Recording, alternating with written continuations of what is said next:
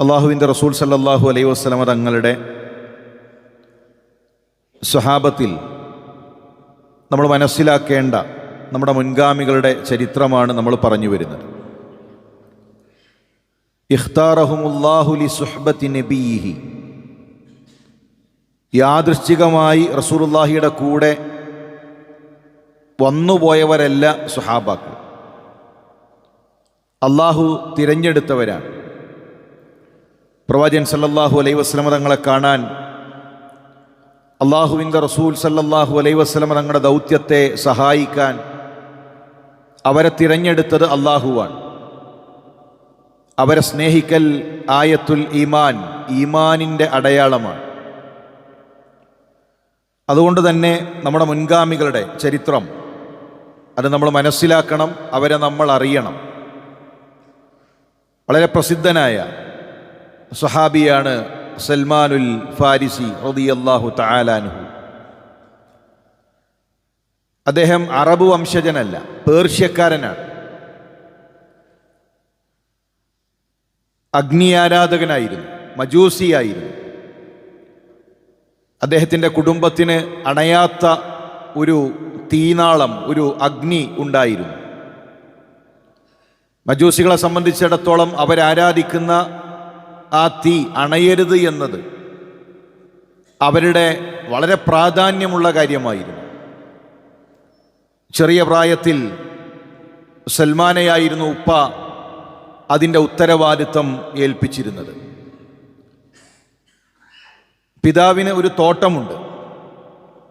എന്നും തോട്ടത്തിലെ കാര്യങ്ങൾ നോക്കി നടത്തിയിരുന്നത് പിതാവാണ്.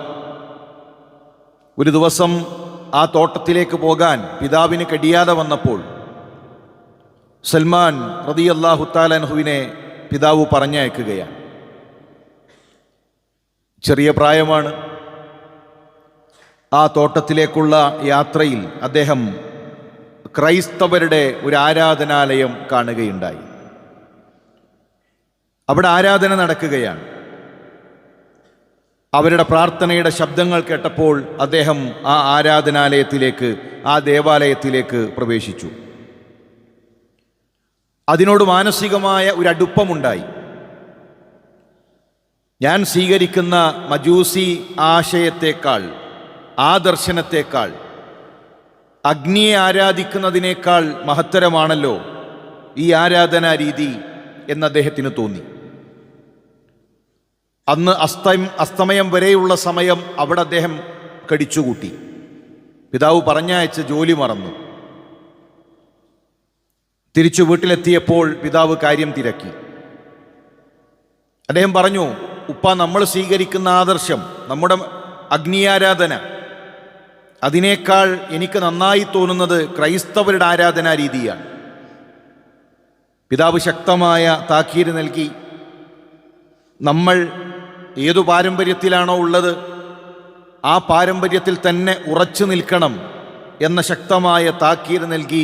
എന്നു മാത്രമല്ല, സൽമാനെ വീട്ടിൽ ബന്ദിയാക്കി. ഇനി വീട്ടിൽ നിന്ന് പുറത്തേക്ക് പോകാൻ പാടില്ല, കച്ചവടത്തിന് പോകാൻ പാടില്ല. അങ്ങനെ വീട്ടിൽ ബന്ദിയാക്കി അദ്ദേഹം കഴിഞ്ഞുകൂടുകയാണ്. ആ സമയത്താണ് സിറിയയിൽ നിന്നൊരു കച്ചവട സംഘം അവിടേക്ക് എത്തിയിട്ടുണ്ട് എന്ന് അദ്ദേഹം അറിയുന്നതും ആ കച്ചവട സംഘത്തിൻ്റെ കൂടെ സിറിയയിലേക്ക് അദ്ദേഹം പുറപ്പെടുകയും ചെയ്തു. നാടുവിട്ട് സത്യമന്വേഷിച്ചുകൊണ്ടുള്ള യാത്രയാണ്.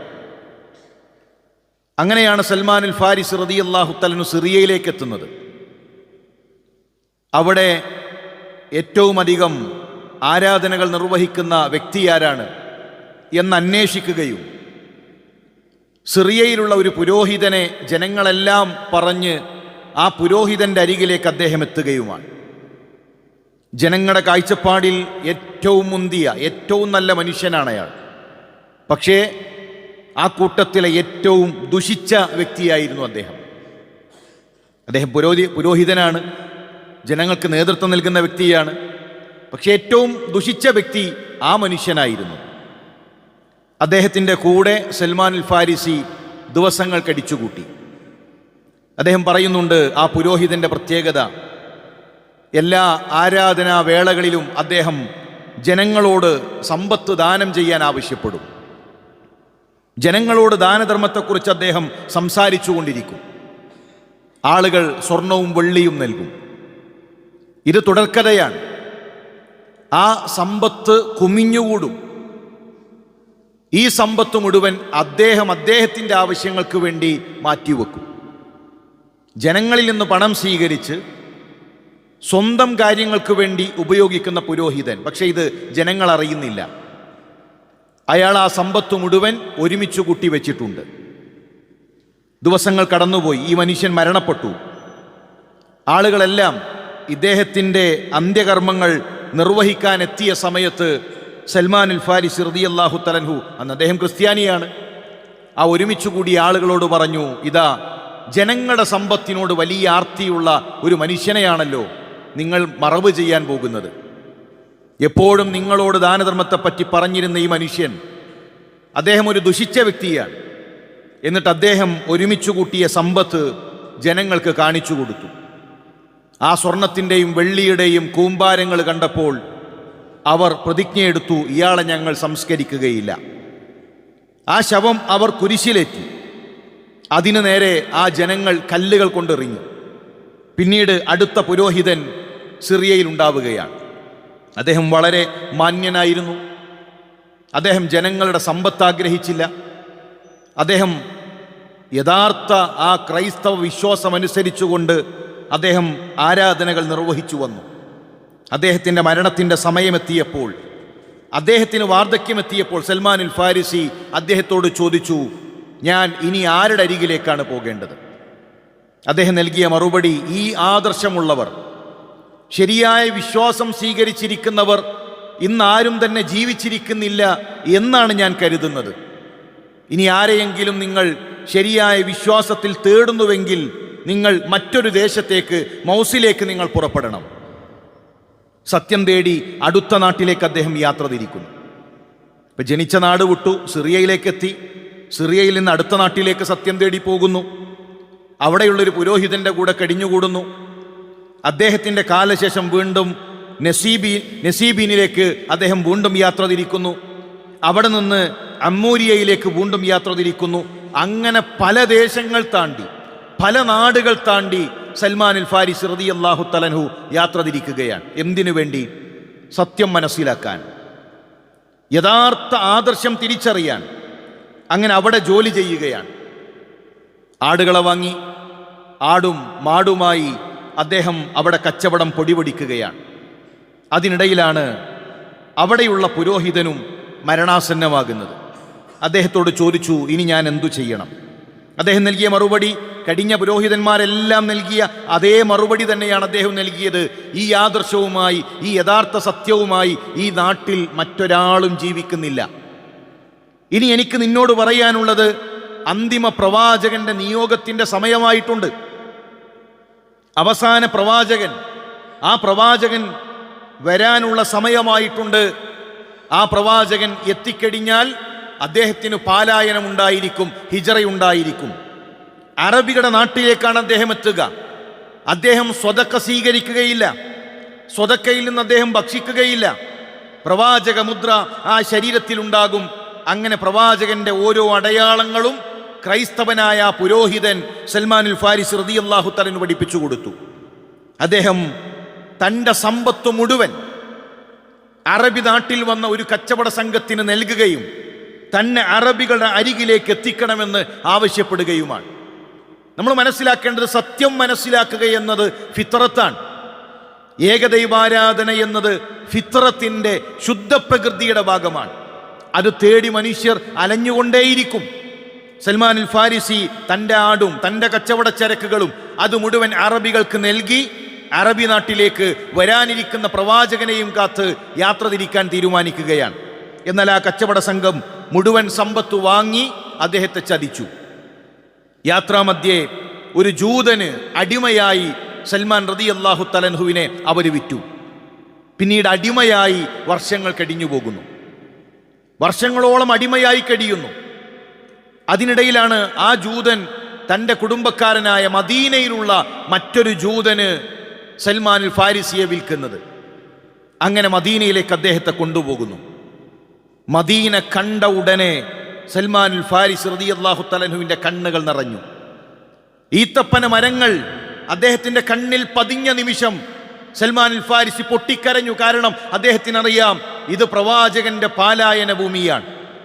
പുരോഹിതന്മാർ പഠിപ്പിച്ച, ക്രൈസ്തവ പണ്ഡിതന്മാർ പഠിപ്പിച്ച പ്രവാചകന്റെ പാലായന ഭൂമിയിലേക്ക് ഇതാ ഞാൻ എത്തിയിരിക്കുന്നു.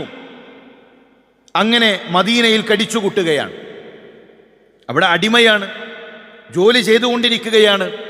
ഒരിക്കൽ ഒരു ഈത്തപ്പന മരത്തിൻ്റെ മുകളിൽ അദ്ദേഹം ഈത്തപ്പഴം പറിച്ചുകൊണ്ടിരിക്കുകയാണ്. ആ സമയത്ത് താഴെ നിന്നൊരു ശബ്ദം കേൾക്കുന്നു. അദ്ദേഹത്തിൻ്റെ യജമാനൻ താഴെയുണ്ട്. ആ യജമാനനോട് ഒരാൾ പറയുന്നു, മദീനക്കാർക്ക് നാശം. കാരണം മദീനയിലേക്ക് ആഗതനായ വ്യക്തി പ്രവാചകനാണ് എന്നാണ് യസ്രിബുകാർ പറയുന്നത്. യസ്രിബുകാർ പറയുന്നത് ഇതാ നമ്മുടെ നാട്ടിലേക്ക് എത്തിയ വ്യക്തി പ്രവാചകനാണ് എന്നാണ്. അത് കേൾക്കേണ്ട താമസം സൽമാനുൽ ഫാരിസിയുടെ കൈകൾ വിറകൊണ്ടു. അദ്ദേഹത്തിൻ്റെ കണ്ണുകൾ നനഞ്ഞു. ഞാൻ ഏതൊരു പ്രവാചകനെയാണോ കാത്തിരുന്നത്, എൻ്റെ ജന്മനാട് വിട്ട്, സിറിയ വിട്ട്, ഓരോ പ്രദേശങ്ങൾ താണ്ടി ഞാൻ ഏത് സത്യത്തിനു വേണ്ടിയാണോ അലഞ്ഞത്, ഏതൊരു പ്രവാചകനെ തേടിയാണോ ഞാൻ അന്വേഷിച്ചത്, ആ പ്രവാചകൻ ഇതാ ആഗതനായിരിക്കുന്നു, ആ പ്രവാചകൻ എൻ്റെ നാട്ടിലേക്ക് എത്തിയിരിക്കുന്നു എന്ന ആ സന്തോഷത്താൽ അദ്ദേഹം വിറകൊണ്ടു. ചരിത്രത്തിൽ കാണാം, അദ്ദേഹം പറയാണ്, ഞാൻ കൈവിട്ട് താഴെ എൻ്റെ യജമാനന്റെ ശരീരത്തിലേക്ക് വീടുമോ എന്ന് ഞാൻ പേടിച്ചു. അങ്ങനെ സൽമാൻ ഫാരിസി നേരെ ഖുബായിലേക്ക് യാത്ര തിരിക്കുകയാണ്. അല്ലാഹുവിൻ്റെ റസൂൽ മസ്ജിദുൽ ഖുബായിലാണുള്ളത്. റസൂലുള്ളാഹി സ്വല്ലല്ലാഹു അലൈഹി വസല്ലം തങ്ങൾ മദീനയിലേക്ക് എത്തി ആദ്യം ചെയ്യുന്ന പണി ഖുബ മസ്ജിദ് നിർമ്മിക്കുകയാണ്. അഥവാ ഒരു പള്ളി ഉണ്ടാകണം, ഒരു കേന്ദ്രം ഉണ്ടാകണം, മുസ്ലിമീങ്ങൾക്ക് ഒന്നിച്ചിരിക്കാൻ, മുസ്ലിമീങ്ങൾക്ക് ചർച്ച നടത്താൻ, മുസ്ലിമീങ്ങൾക്ക് ഇബാദത്തുകൾ നിർവഹിക്കാൻ. ഒരു നാട്ടിൽ ഇസ്ലാമിക പ്രബോധന പ്രവർത്തനങ്ങൾ ആരംഭിക്കണമെങ്കിൽ അവിടെ പള്ളി ഉണ്ടാകണം. അതാണ് റസൂലുള്ളാഹി ആദ്യമായി കൊണ്ടാലോചിക്കുന്നത്. അവിടേക്ക് അദ്ദേഹം എത്തി. തൻ്റെ കയ്യിലുള്ള ഭക്ഷണവുമായിട്ടാണ് എത്തുന്നത്. ആ ഭക്ഷണം അള്ളാഹുവിൻ്റെ റസൂൽ സല്ലല്ലാഹു അലൈഹി വസല്ലം തങ്ങളുടെ നേരെ നീട്ടിയിട്ട് അദ്ദേഹം പറഞ്ഞു, ഇത് നിങ്ങൾക്കുള്ള സ്വതക്കയാണ്. റസൂലേ, ഇത് നിങ്ങൾക്കുള്ള സ്വതക്കയാണ്. അള്ളാഹുവിൻ്റെ റസൂൽ കൈവലിച്ചു. ഞങ്ങൾ പ്രവാചക കുടുംബം സ്വതക്ക ഭക്ഷിക്കുകയില്ല. സ്വഹാബത്തെ, നിങ്ങൾ കഴിക്കുക. പ്രവാചക കുടുംബം സ്വതക്കയിൽ നിന്ന് ഒന്നും ഭക്ഷിക്കുകയില്ല. അതുകൊണ്ടാണ് ഈത്തപ്പഴം കടിച്ച ഹസൻ ഹുസൈൻ പേരക്കുട്ടികളുടെ വായിലേക്ക് വിരലിട്ടുകൊണ്ട് റസൂലുള്ളാഹി, മോനെ തുപ്പ്,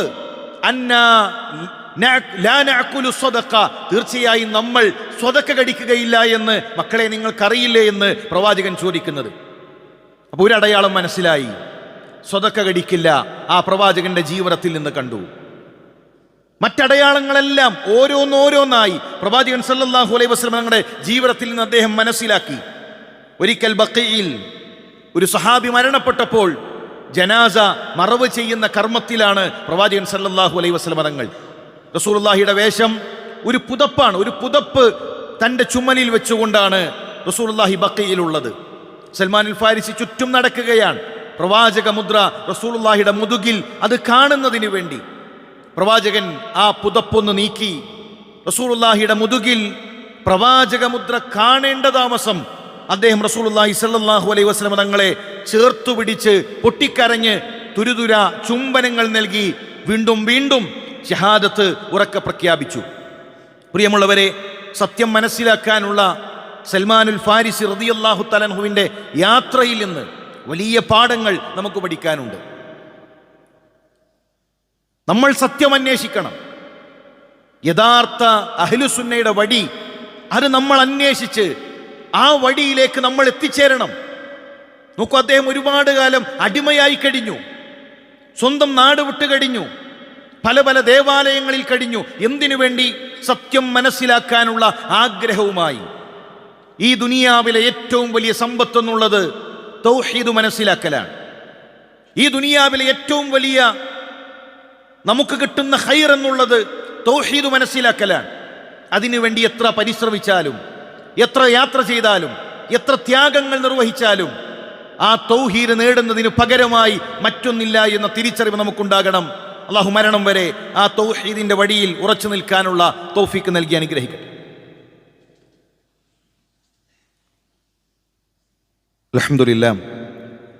അൽഹംദുലില്ലാഹി റബ്ബിൽ ആലമീൻ വസ്സലാത്തു വസ്സലാമു അലാ റസൂലില്ലാഹ് വഅലാ ആലിഹി വസഹ്ബിഹി അജ്മഈൻ. അമ്മാ ബഅദ്.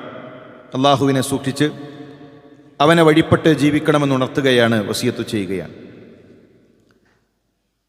ചില അഭിപ്രായങ്ങൾ കൊണ്ട് വലിയ പുണ്യങ്ങൾ നമുക്ക് നേടിയെടുക്കാൻ സാധിക്കും. ഒരൊറ്റ അഭിപ്രായത്തിലൂടെ. അത് സൽമാനുൽ ഫാരിസ് റളിയല്ലാഹു തആല അൻഹുവിൻ്റെ ചരിത്രം നമുക്ക് നൽകുന്ന വലിയ പാഠമാണ്. 10,000 വരുന്ന സൈന്യമാണ് മദീനയെ ആക്രമിക്കാൻ പുറപ്പെട്ടിട്ടുള്ളത്. ഒരു യുദ്ധത്തിന് സൈന്യത്തെ ഒരുക്കുക എന്നത് കഴിയുന്ന സാഹചര്യമല്ല. റസൂലുള്ളാഹി സ്വല്ലല്ലാഹു അലൈഹി വസല്ലം തങ്ങൾ സ്വഹാബത്തിനെ വിളിച്ചുകൂട്ടി, ശൂറ നടത്തി, കൂടിയാലോചന നടത്തി. നോക്കൂ, പ്രവാചക ചരിത്രത്തിൽ ശൂറക്ക് നൽകിയ പ്രാധാന്യം എത്രയാണ്, കൂടിയാലോചനകൾക്ക് നൽകിയ പ്രാധാന്യം എത്രയാണ്.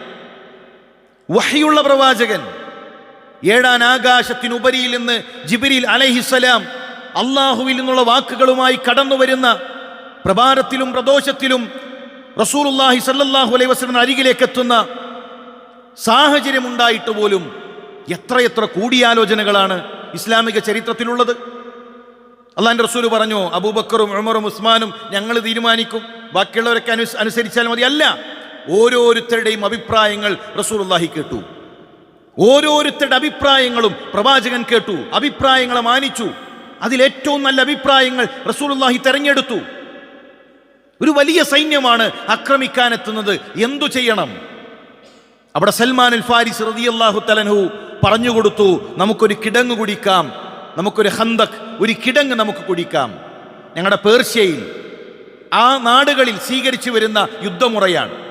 ഒരുപക്ഷെ മക്കക്കാർക്ക് അതറിയണമെന്നില്ല, മറ്റ് ഇസ്ലാമിൻ്റെ ശത്രുക്കൾക്ക് അതറിയണമെന്നില്ല.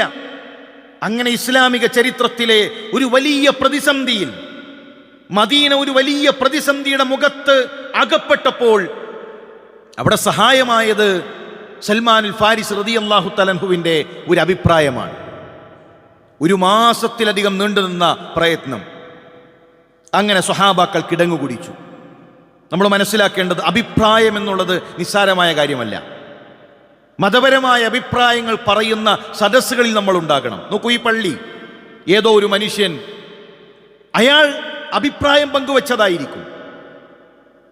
ആ അഭിപ്രായം പറയുന്ന ഒരു സദസ്സുണ്ടായിരിക്കും, അതിന് തീരുമാനമെടുത്ത ആളുകളുണ്ടായിരിക്കും. എത്ര വലിയ പുണ്യമാണ് ആ ആളുകൾക്ക് ലഭിക്കുക. നമ്മുടെ നാട്ടിലുള്ള നന്മകൾ അതേതെടുത്തു കഴിഞ്ഞാലും അതിൻ്റെ പിന്നിൽ ഇവിടെ ഖുത്ബ നടക്കുന്നു, ഖുർആൻ ക്ലാസുകൾ നടക്കുന്നു, ആളുകൾ എത്തുന്നു. പക്ഷേ അതിൻ്റെ എല്ലാം മുന്നേ അതിനെക്കുറിച്ച് ചിന്തിച്ച, അഭിപ്രായം പങ്കുവച്ച, ഒരുപക്ഷേ ഇത്ര പോലും നന്മയില്ലാത്ത, ഇത്ര തന്നെ പ്രവർത്തിക്കാൻ കഴിയാത്ത ഏതെങ്കിലും ഒരു സാധാരണക്കാരൻ്റെ അഭിപ്രായമായിരിക്കും നമ്മുടെ നാട്ടിലൊരു പള്ളി തുടങ്ങിയാലോ, നമ്മുടെ നാട്ടിലൊരു ഖുർആൻ ക്ലാസ് തുടങ്ങിയാലോ, നമുക്കൊരു നന്മ ആരംഭിച്ചാലോ, അതെല്ലാം ഏതെങ്കിലും ഒരു വ്യക്തി പറഞ്ഞ ഒരു അഭിപ്രായത്തിൽ നിന്നായിരിക്കും ഒരുപാട് നന്മകൾ അത് പൂത്തുലഞ്ഞിട്ടുണ്ടാവുക. ആ അഭിപ്രായങ്ങൾക്ക് അതിനുശേഷമുള്ള പ്രവർത്തനങ്ങളുടെ പ്രതിഫലം ലഭിക്കും. പള്ളിക്ക് വേണ്ടി ആലോചിച്ചവർക്ക് നിഷ്കളങ്കമാണ് ആ ആലോചനയെങ്കിൽ, നിഷ്കളങ്കമാണ് ആ അഭിപ്രായമെങ്കിൽ, നിഷ്കളങ്കമാണ് ആ മീറ്റിങ്ങിൽ ഒന്നിച്ചിരുന്നത് എങ്കിൽ, അവിടെയുള്ള നമസ്കാരത്തിൻ്റെ, അവിടെയുള്ള ഖുർആൻ പാരായണത്തിൻ്റെ, അവിടെയുള്ള വൈജ്ഞാനികമായ സദസ്സുകളുടെ എല്ലാം പ്രതിഫലം അവരുടെ ഖബറുകളിലേക്ക് എത്തും. അതുകൊണ്ട് തന്നെ മതപരമായ അഭിപ്രായങ്ങൾ പറയുന്ന സദസ്സുകളിൽ നമ്മൾ ഉണ്ടാകണം. മതപരമായ നിർദ്ദേശങ്ങൾ നമ്മൾ പങ്കുവെക്കണം. അത് വളരെ പ്രധാനപ്പെട്ട വിഷയമാണ്. മഹാനായ സൽമാനുൽ ഫാരിസ് റളിയല്ലാഹു തആല അൻഹു മരണാസന്നമായി കിടക്കുന്ന സമയത്ത് അദ്ദേഹം കരയുന്നത് ചരിത്രത്തിലുണ്ട്. ഉണ്ടല്ലോ എന്നതാലോചിച്ചുകൊണ്ടാണ് അദ്ദേഹം കരയുന്നത്. എങ്കിൽ അദ്ദേഹം ലോകത്തുനിന്ന് വിട പറയുമ്പോൾ അദ്ദേഹത്തിൻ്റെ കൈകളിലുള്ള സമ്പാദ്യം 23 ദിർഹമുകളാണ്, 23 വെള്ളി നാണയങ്ങൾ. അതുമാത്രമാണ് അദ്ദേഹത്തിൻ്റെ സമ്പാദ്യം. പക്ഷെ ആ സമ്പാദ്യം അദ്ദേഹത്തെ പ്രയാസപ്പെടുത്തിയിട്ടുണ്ട് എങ്കിൽ നമ്മൾ നമ്മുടെ സമ്പത്തിനെക്കുറിച്ച്, അള്ളാഹു നൽകിയ അനുഗ്രഹങ്ങളെക്കുറിച്ച് നമുക്കൊരു പേടിയുണ്ടാകണം, നമുക്കൊരു പ്രയാസമുണ്ടാകണം. കൂടുതൽ അള്ളാഹുവിൻ്റെ മാർഗത്തിൽ ചിലവഴിക്കാനും നന്ദി കാണിക്കാനും അങ്ങനെ കൂടുതൽ അള്ളാഹുവിലേക്ക് അടുക്കാനുമുള്ള മനസ്സ് നമ്മൾ നേടിയെടുക്കണം. അള്ളാഹു അതിനുള്ള തൗഫീക്ക് നൽകി അനുഗ്രഹിക്കട്ടെ. മരണം വരെ